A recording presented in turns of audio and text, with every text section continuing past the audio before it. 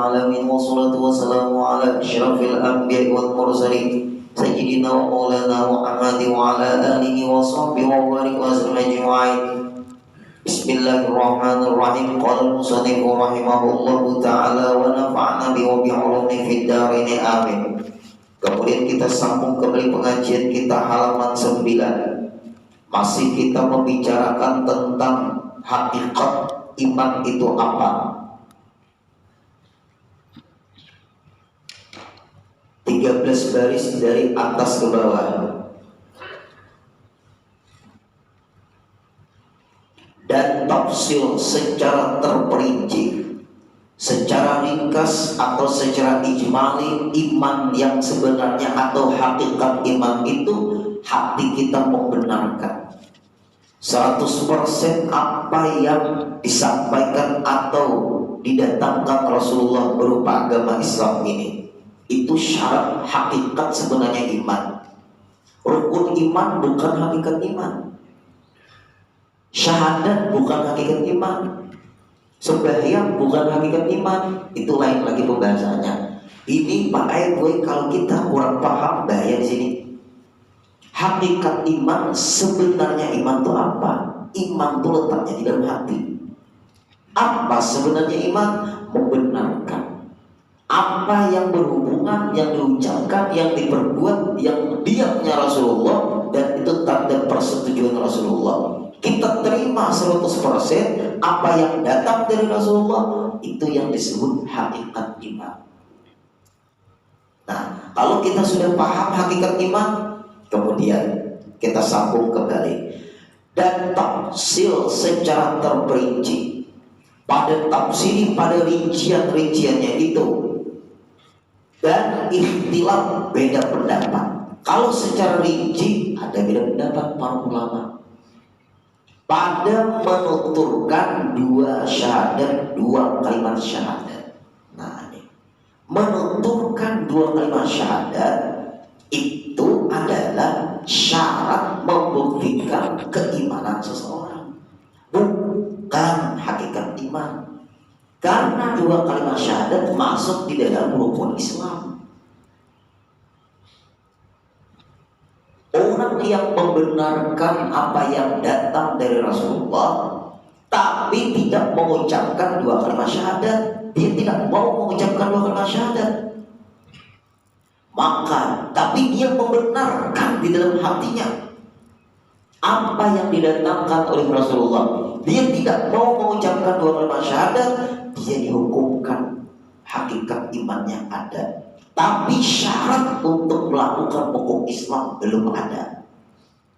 Catat baik-baik ini. Syarat melakukan hukum Islam belum ada. Sembahyangnya dia belum ada, puasanya belum ada, zakatnya belum ada, hajinya belum ada. Kenapa? Karena dia tidak menuturkan 2 kalimat syahadat. Kalau dia bangun untuk menuturkan 2 kalimat syahadat, tapi dia tidak membenarkan di dalam hatinya, itu namanya munafik. Hati-hatilah, itu iman orang munafik. Orang munafik itu dia tidak membenarkan, tapi secara lahiriah dia ikut, dia menuturkan. Orang-orang munafik dia mengucapkan juga 2 kalimat syahadat, tapi hatinya tidak membenarkan apa yang didatangkan oleh Rasulullah. Maka orang itu disebut iman munafik, kekal dalam api neraka. Nah, ini makanya di sini bedanya Pak Ibu. Banyak aja orang tuh Pak Ibu mengucapkan 2 kalimat syahadat, tapi dia kadang-kadang menghina kepada Rasulullah. Dia dihukumkan hancur hakikat imannya. Kebenaran imannya dalam hati itu kada 100%. Walaupun dia mengucapkan 2 kalimat syahadat, walaupun dia sembahyang, orang munafik sembahyang juga, bergabung juga sama Rasulullah. Orang munafik puasa juga, orang munafik berzakat juga, orang munafik berhaji juga, tapi di hatinya ada 1% mendustakan apa yang dihubungkan dengan Rasulullah. Hancurlah keimanannya. Hakikat sebenarnya imannya itu hancur. Ini maaf, nah, kita tuh hati-hati membahasnya di sini. yang meyakini apa yang didatangkan oleh Rasulullah tapi tidak mengucapkan dua kalimat syahadat, ada hadis Nabi tidak akan bakalan masuk neraka. Maksudnya tidak akan kekal di dalam neraka. Man kana fi qalbi mithqala habatin min iman atau kama. Ada sekecil dari biji sesawi ada iman. Orang itu dimasukkan ke dalam neraka, tetap akhirnya dibangkit dari neraka karena ada iman. Jangan lebih mendengar itu. Sering lebih dengar itu. Iman itu mahal. Jangan main-main kita. Nah, disinilah masuknya hakikat iman, tapi dia tidak menuturkan dua kalimat syahadat karena ada tujuan. Yang penting ada tujuan, yaitu imannya Abu Thalib, pamannya Rasulullah. Abu Thalib itu beriman. Ulun ada punya kitab Asnal Matalib bin Najati Abi Thalib. Banyak orang mengatakan Abu Thalib masuk neraka, macam-macam ya, hati-hati. Nah, masuk neraka atau Abu Lahab, Abu Jahal. Dia menentang dan tidak beriman. Nah ini nih, Abu Lahab menentang dan tidak beriman. Abu Jahal menentang dan tidak beriman. Abu Thalib melindungi Rasulullah dari gangguan kafir-kafir Quraisy. Coba Jalul Ulum baca sejarah. Ini gara-gara mau baca Google nih. Ulun ada punya buku-buku para penghuni neraka. Di situ Fir'aun, di situ Haman, di situ Abu Lahab, di situ Abu Jahal. Tabletnya di situ Abu Thalib. Ulun corek langsung buku ini bermasalah. Karena ulun ada punya sanggahan dari orang yang mengatakan Abu Thalib di dalam neraka. Enggak, dia orang yang selamat. Kenapa? Karena dia melindungi Nabi kita, Nabi besar Muhammad SAW. Tidak menampakkan keimanannya secara lahiriah. Orang kafir Quraisy tidak berani mengganggu Rasulullah karena Abu Thalib masih berpihak kepada kami. Kata orang kafir Quraisy, itu siasat cara melindungi Rasulullah. Nah, di sini kadang-kadang Pak Ibu sejarah itu mulai hilang. Banyak orang berpaham seperti itu. Jangan main-main, jangan berlebihan lawan pamannya Rasulullah, yaitu Abu Thalib. Abu Thalib imannya secara batin, hakikat iman ada di dalam diri beliau. Disanggah oleh Sayyidi Dahlan, Mufti Syafi'iyah Mekah, ulama pahaman Ahlus Sunnah wal Jamaah, bahwa Abu Thalib orang yang selamat. Termasuk kedua orang tuanya Rasulullah. Hanya orang Salafi Wahabi yang mengatakan kedua orang tuanya Rasulullah dalam neraka. Keterlaluan ini Salafi Wahabi. Hanya orang Salafi Wahabi yang mengatakan kedua orang tua Rasulullah dan pamannya Rasulullah dalam neraka. Karena alasannya, ini bahinya logika, karena pakai referensi ini memahami ilmu. Karena orang tua Rasulullah belum berislam di ketika Rasul diangkat menjadi Nabi dan Rasul. Wafat kedua orang tua Rasulullah, lalu diangkat Rasul menjadi Nabi dan Rasul, menyebarkan Islam. Ini membuktikan orang tua Rasulullah mati belum Islam, dia mati kafir dan masuk neraka. Keterlaluan. Coba baca kitab An-Ni'matul Kubra. Kita dahulu belajar halaman 5, rasanya ada kita bahas itu sudah.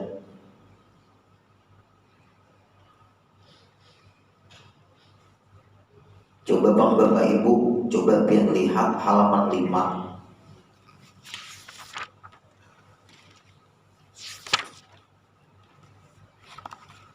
Ulun katakan halaman 5 ada. Oh, di tengah ada. Coba. Dari bawah 1, 2, 3, 4, 5, 6, 7, 8, 9, 10, 11, 12. Adalah dari bawah 12. Maka diketahui, nah itu di garis bawah itu nama isi kitab.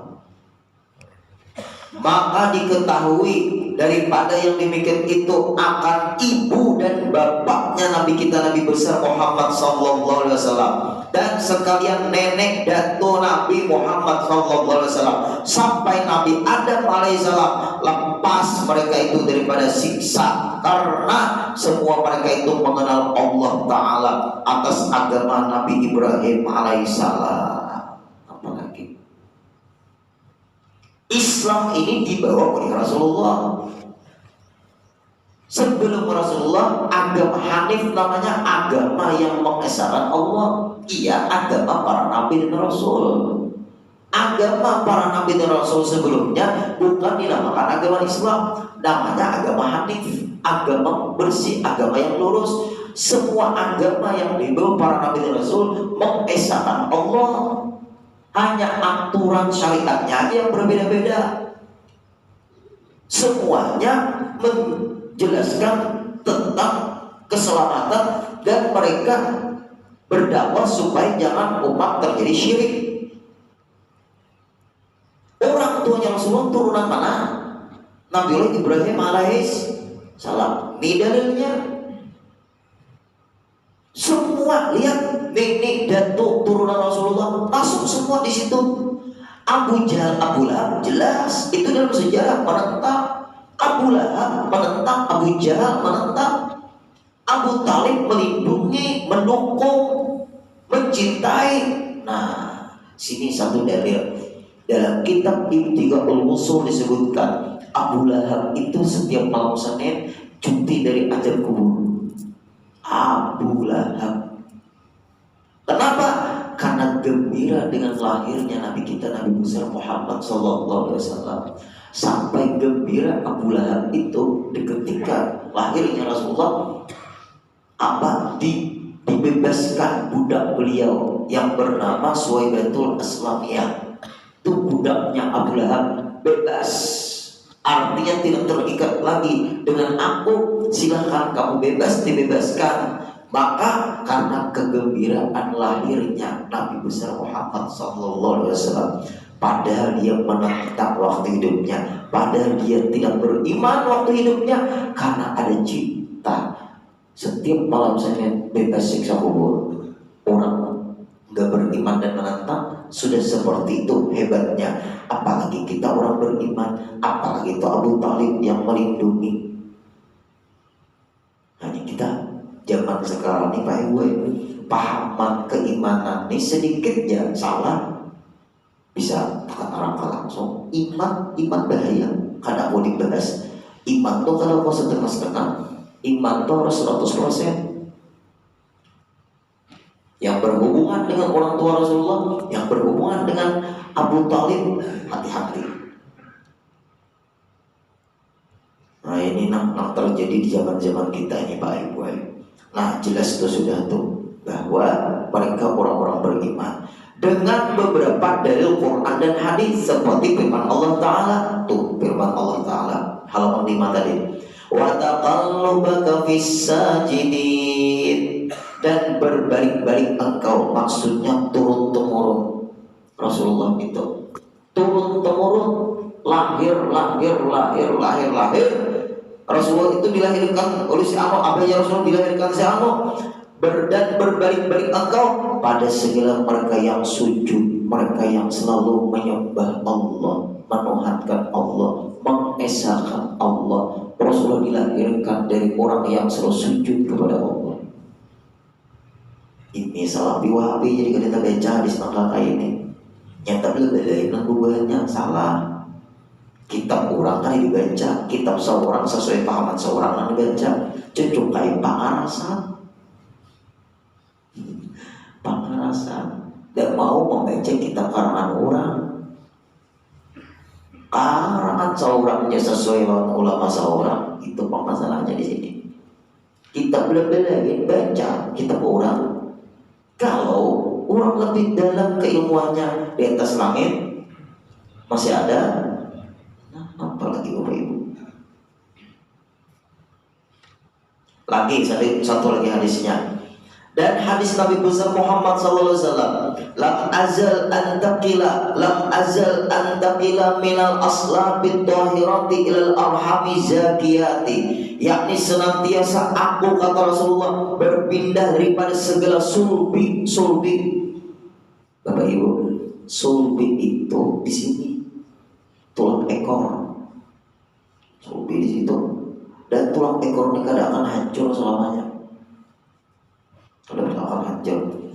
Dari situlah Pak Ego sperma, dari sulbi itu. Dan sperma itu suci. Nah, itu suci dari sulbi itu.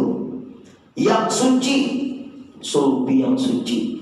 Ya Rasulullah, kepada segala rahim yang bagus. Rahim yang bagus, rahim yang suci, rahim pilihan dari Allah Subhanahu wa Ta'ala. Nah, itu berarti Rasulullah ini berpindah dari sulbi yang suci kepada rahim yang bagus. Apalagi arti bagus di sini apa? Orang-orang yang terpilih semua. Berarti orang yang mengatakan Rasulullah ini ayah ibunya mati kafir, berarti Rasulullah ini dari orang tua. Orang tua apa? Orang tua beriman. Nah, ulun ini Pak gue, maaf, kebetulan ulun punya teman. Kami sama-sama sekolah di Hulu Sungai Amuntai. Ulun disuruh guru ulun ke Martapura. Dia ke suatu sekolahan, bukan Kalimantan Selatan, keluar daerah gitu aja sudah. Ulun kalian namanya nyebut nama sekolahannya, pokoknya luar Kalimantan Selatan, itu aja sudah. Kalau ulun sebut nama sekolahannya, berbahaya nih ulun, karena apa? Ulun dianggap apa ngarannya itu pencemaran nama baik sekolah. Dari Raha Amuntai disuruh guru ulun ke Martapura. Kawan-kawan ulun ini ada sekolah keluar daerah, keluar negeri lah, itu aja sudah. Pulang kami membentuk grup Raha Amuntai. Ternyata sering terjadi permasalahan di grup ini. Berdebat. Ada yang ngomong orang tua Rasulullah itu guru dinai dalam neraka. Nah, makanya pengalaman ikatnya pahaman apa? Anak berpaham Salafi Wahabi. Berarti ulama-ulama kamu yang kamu ikuti Abdullah bin Bas, iya, Utsaimin, iya, Nasiruddin Albani, iya, Muhammad bin Abdul Wahab, iya. Pantas ikatnya. Kalau ini namanya Khalid bin Salamah, iya, Piranda bujur, Bawazir, dasar bujur, mantap. Jadi lo teman tahu belang bubu nikam. Tahu sudah belum? Nah, kalau sebentuk ustaz-ustaz Salafi semua. Nah, makanya di YouTube tuh Pak Ibu kita harus hati-hati. Jangan sembarangan. Boleh nggak guru ben yang penting ustaz-ustaz di YouTube boleh punya sasak kayak apa ada di sana? Supaya kita hati-hati. Mudah hendak biar membuka-buka pahaman-pahaman di YouTube tuh. Buka ceramahnya guru seumpul, buka ceramahnya guru Zuhdi, buka ceramahnya guru-guru nampian tahu. Jangan Abu Janda. Sedang sudah. Filter itu punya, jangan sembarangan membuka. Karena situ muncul terus apanya aja. Kalau kalian punya filter bahaya kita. Bukan ceramah Habib Taufik Pasuruan, bukan ceramah Habib Umar Hafiz, ini ulama-ulama besar ini. Ini loh, kita tuh harus hati-hati. Kalau kita punya filter, nyaman kita. Kada sembarangan kita mendengarkan, tapi kita memperbandingkan. Setelah kita ucapkan, baik kita foto ini kita foto itu kitab. Apa jawabannya? Kitab itu guru dinai hanya karangan ulama. Kalau sudah jelas hadisnya bahwa Rasul mengatakan orang tuamu dalam neraka, apalagi hebat ulama, hebat Rasulullah. Itu. Ada memahami kan maksud orang tuamu dalam neraka itu maksudnya pamanku. Kalau orang Arab itu wal muradil qaulin nabi. Nah, ini kalimatnya. Perkataan Rasulullah dalam kitab. Ulun ada dari belajar di dalam kitab yang Tuhan ada di catatannya. Wal muradi bi qaulin nabi inna abi wa abaka finnar, dalam sahih Muslim, abahku dan abah ikam dalam neraka. Anna lafzul ab lapas abdul laku bil lughah arabiyyah alal abi wal am. Nah, kalau orang Arab apabila kalimat abah, oh maksudnya pamanku, yaitu Abu Jahal, Abu Lahab. Paham kan ini hadir nih? Tuh orang Arab. Biar orang Arab tuh bibinian nih ibu-ibu. Kalau kita tuh berjalan dengan bini kita, Siti Rahma, Siti Rahma, Siti Rahma. Ada orang bini ulun kada Siti Rahma, saya kok kambing bari nyebabikan. Nah itu, saking anunya inya. Bisa aja juga kalau bapak ibu di dalam hidup ini pian, di antara keluarga pian tuh memanggil pian paman, ada di antara keluarga pian memanggil pian kai. Ada. Umat pian kan keluarga tuh sepupu macam-macam yang kalau tuh. Ada di antara keluarga pian memanggil pian tuh paman. Ada di antara keluarga pian memanggil pian kakak. Padahal bukan saudara pian, tapi pian kalau memanggil sidin kakak. Lagi ulun Pak Boy punya guru. Guru ulun tuh guru saya ini. Beliau mengajari ulun nahwu sama tauhid sama saraf. Nah, guru ulun memanggil sini guru. Saatnya guru ulun ini mangawini dan sangat mintuha ulun. Ulun memanggil sini itu apa? Nah, bingung sudah. Yuk. Guru ulun tuh mengawini adik mertua ulun. Berarti ulun memanggil guru itu apa? Apakah ulun keponakan sidin? Kadang-kadang otomatis pak aman. Tapi ulun tetap apa guru? Ikam ini nih pak kamu, aku nih keponakanmu. Gitu guru paman. Karena apakah ulun memanggil saudara mertua ulun tuh abah juga paman? Kenapa? Semua saudara mertua ulun panggil siapa? Siapa? Hah? Paman. Semua mertua ulun nang perempuan ulun panggil siapa? Padahal kamu lakukan sini nang ulun. Kadang-kadang. Nah, tuh. Ada lagi. Pintahu lah bapak ibu. Mintuha Lambung. Mintuha Lambung itu siapa? Kakak-kakak ini kita tahu Mintuha Lambung. Mintuha Lambung itu dan sanak mertua acil. Ada tuh misalnya lah, bini ulun itu punya keponakan. Keponakan bini ulun itu memanggil bini ulun siapa? Acil. Dia memanggil ulun siapa? Paman. Bini ulun bersentuhan dengan keponakannya batal kada? Kada. Ulun tak bersentuhan dengan keponakan bini ulun batal kada? Batal kada? Batal. Kalau bini ulun batal, apalagi dengan keponakannya. Nah, itu tuh contoh. Ulun ada keluarga ulun dia ngomong itu kai jangan nyewa ulun. Tuh ulun sudah dasar bujur dipanggil kai. Nah itu kan ada. Mungkin minta maaf nang Tuha. Ada yang memanggil pian kai, ada yang memanggil pian kakak, ada yang memanggil pian paman, ada. Nah kalau ada orang Arab apabila memanggil abah maksudnya paman. Nah kayak kita lawan orang yang dekat dengan kita, guru sekumpul itu dipanggil orang abah.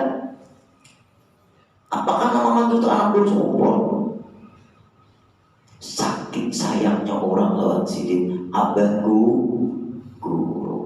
Pian bakal kawanan, pian memanggil apa dan sanakku. Selain saudara pian, tapi seperti bersaudara. Bisa kada pian? Nah lucunya pian memanggil bini pian adik. Itu saudara biadab.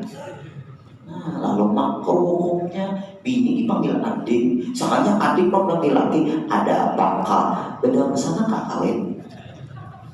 Nah, hukumnya lalu makruh. Panggil bang bini itu umatnya, jangan dipanggil ma. Nah, kalau bini dipanggil mama, lalu kena bini memanggil laki, ada apa? Abah.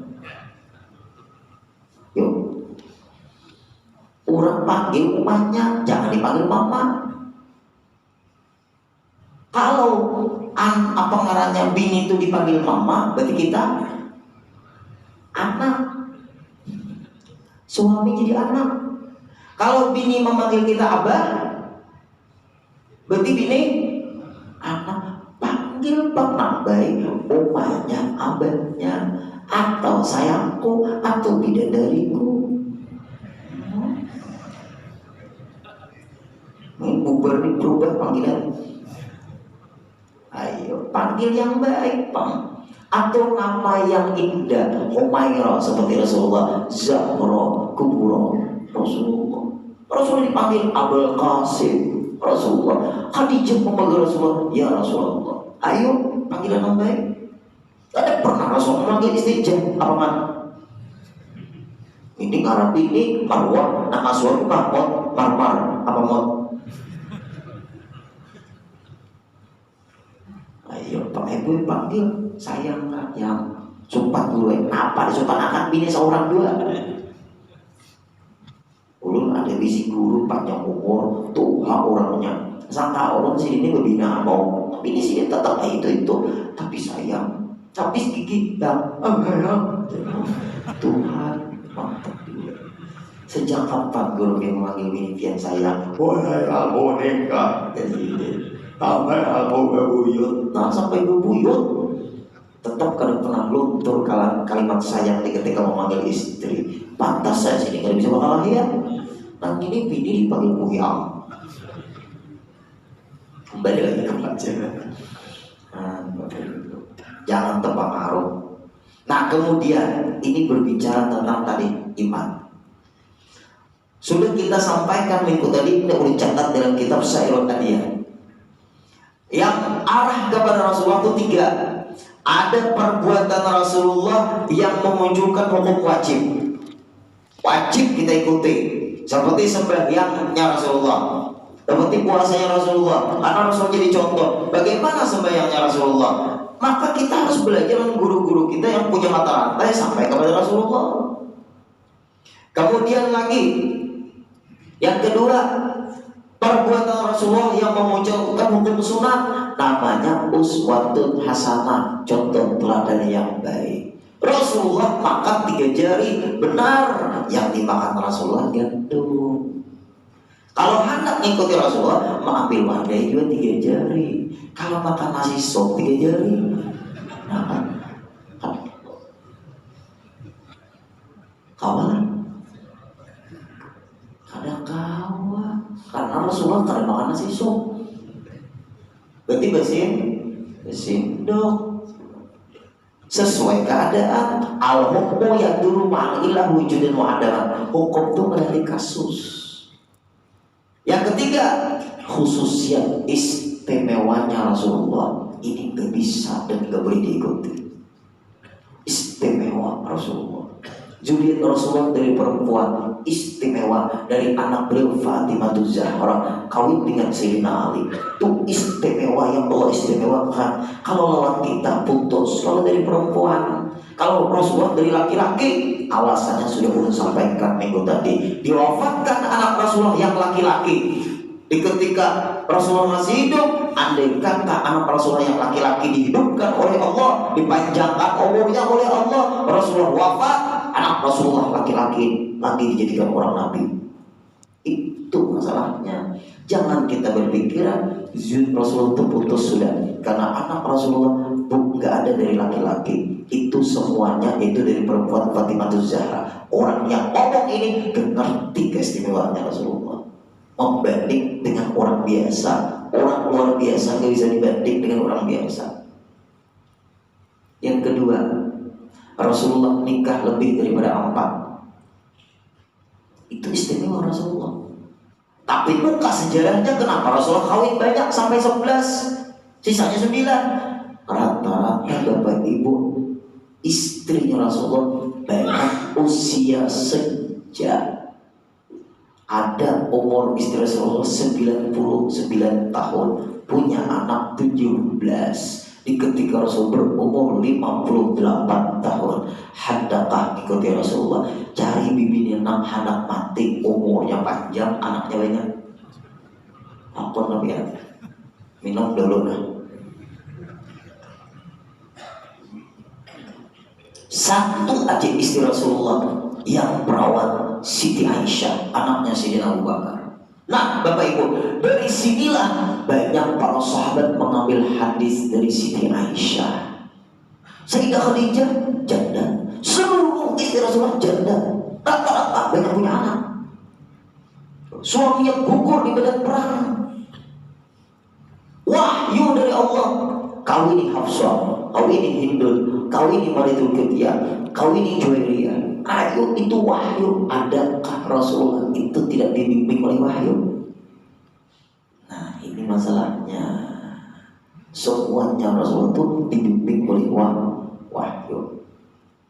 Tapi kenapa guru maka lebih daripada 4? Sedangkan di dalam Quran Rasulullah itu kan diturunkan ayat bagi ma ta'abalakum minan nisa fasdawasulah sawaruba fa in khiftum alla ta'dilu wahidah. Rasulullah itu kan diturunkan ayat nikahlah perempuan itu 2 maksudnya 2, 3 maksudnya 3, 4 maksudnya 4. Apabila ada adil cukup 1. Itu kan dalam Quran. Jujur, berarti Rasulullah penentang Quran dong. Maaf. Disinilah bahayanya orang kadang mengerti sebetulnya ayat poligami Rasulullah lebih daripada 4. Ayat poligami membatasi 4 itu belum turun. Kalah lagi dia. Belum turun, ayat itu belum turun. Jangan dipandang Rasulullah menentang ayat. Di sini murtad lagi dia.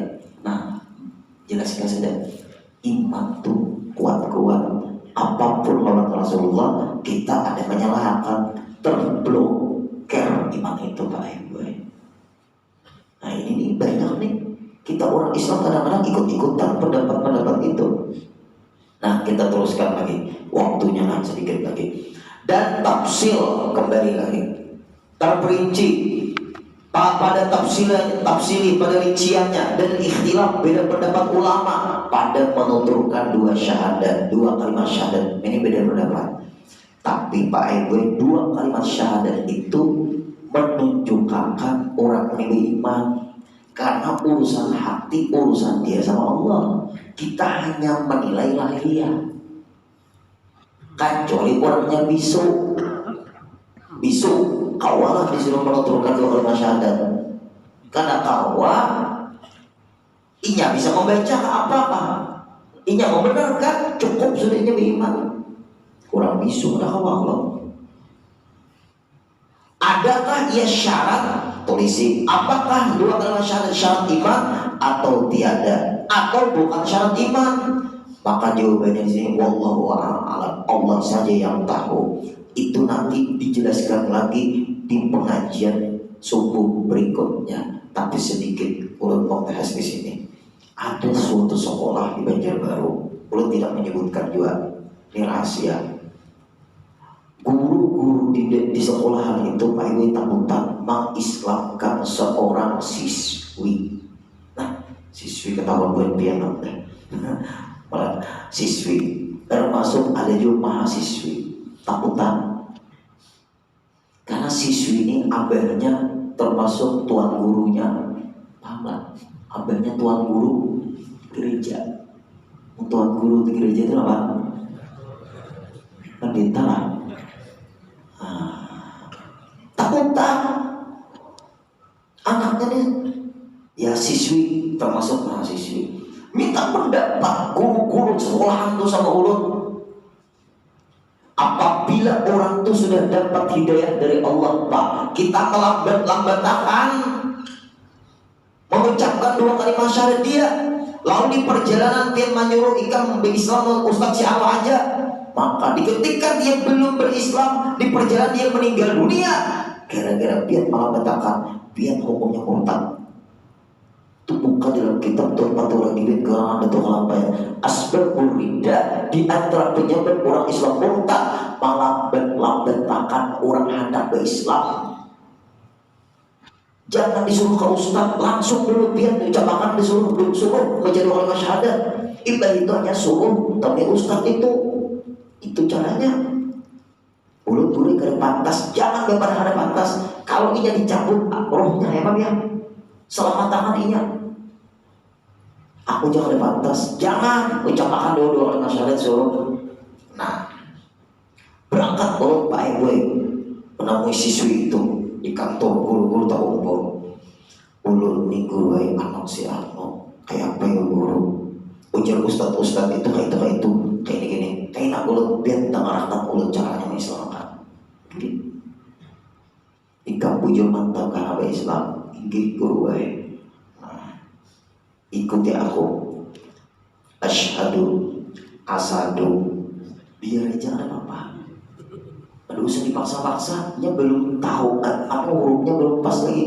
Asyhadu asadu alla ilaha illallah wa asyhadu wasadu anna muhammadan rasulullah. Aku bersaksi tidak ada Tuhan kecuali Allah, dan aku bersaksi bahwa Nabi Muhammad Rasulullah. Dengan demikian aku melepaskan seluruh agama kecuali agama Islam. Sama yang nanti bima sama killah Khadijah. Alhamdulillah, berdoa selesai. Kayak Pak Ulu nih guru, anak sembahyang saya, ada usaha di rumah sembahyang.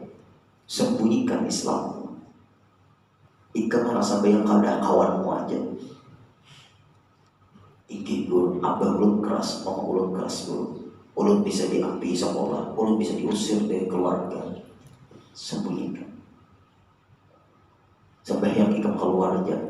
Berarti ulun kada bakorudung lah guru, kada bakorudung, kada bapak jodoh guru. Mun bakorudung hamuk kayak aku hitammu, aku dicari ke hitammu tahu lah. Selamat. Sekarang dia kuliah jurusan kedokteran. Alhamdulillah. Tetap dia menjaga Islamnya. Tapi nya kada bakorudung, kada apa. Kalau dibawa ke gereja bang guru oleh mama abah, iya kada bapak juga. Penyanyi bang guru umpat dia juga. Ya lagi. Kayak apa lagi? Tuh darurat, pun pian-pian jangan. Darurat menjaga. Kalau ikam sudah kuat, mandiri, mantap, siap untuk diultimatum, diusir, dicabut dari keluarga, tapi kamu sudah mandiri, silahkan nampakkan keislamanmu. Tapi kalau belum, jangan dulu, darurat. Alhamdulillah. Ada lagi satu. Asyhadu, lawan ustaz siapa kan? Asyhadu asadu. Jadinya kan jadi dia Islam malingna. Karena untung mulut saurat tuh kada sama bang lawan mulutnya. Karena bahasa diajari. Nak mau ulah orang kada senang lawan Islam nih kita juga. Karena syaratnya masuk Islam harus mengucap dua kalimat syahadat itu. Tapi masa imannya juga dibentuk. Ikam hadir di pengajian kah, buka YouTube ustaz siaran itu bagus. Ikut gue, alhamdulillah. Jangan melambat-lambatkan orang masuk Islam. Kalau dilambat aman. Temui guru si Allah. Kalau di perjalanannya menemui guru si Allah meninggal dunia, gara-gara kita melambatkannya tetap meninggal dalam keadaan tidak beriman, maka kita yang hancur iman kita. Nah, Bapak Ibu, cukup minggu depan pulang pembahasannya, 7 jamnya sedang sudah. Mudah-mudahan pembahasan minggu depan pun kita membahas masalah seputar masalah ini juga. Mudah-mudahan